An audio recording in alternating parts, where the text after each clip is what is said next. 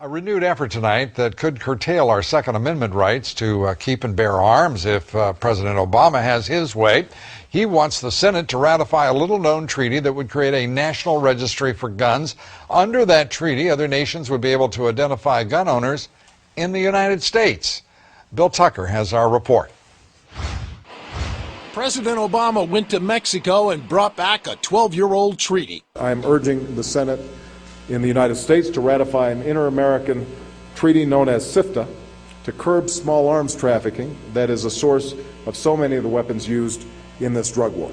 The treaty signed by President Clinton in 1997 was never ratified by the Senate. It calls for the institution of a regime of gun control never before seen in the United States, creating a gun registration system that would be open to international sharing. Offenders would be prosecuted under treaty law, and they would be eligible for extradition. Proponents like Senator Dick Lugar are urging passage, saying, quote, "We should consider ratifying during this Congress the Inter-American Convention against illicit manufacturing of and trafficking in firearms, ammunitions, explosives, and related materials." Gun rights activists are incensed. It reflects a deep distrust that the government of the United States has had toward the people, that somehow we need to be regulated because of other people's inability to have a peaceful and orderly society. Which cuts to the deep distrust that some gun owners have for government in general and specifically for this administration. President Obama, as a senator, consistently supported gun control legislation.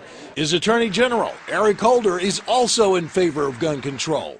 But one strong supporter of the Second Amendment in the Senate is determined to see the president does not get his wish.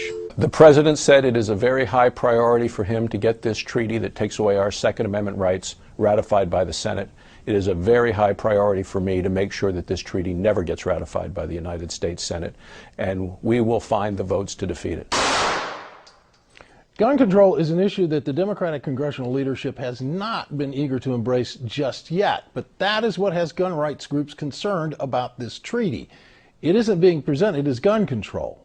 Instead, Lou, it's being presented as an international treaty that has been ratified by 29 other countries, so therefore it must be right that we ratify it as well. Well, I don't know who, what do you mean it must be right?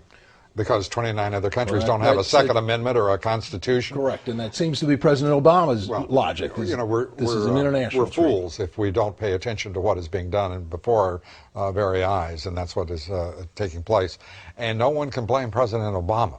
We have only ourselves to blame because he's made it very clear, as has his Attorney General, the chief law enforcement officer in the country. They just want to do a few things with gun laws, like take them away in large measure. Bill Tucker, thank you very much.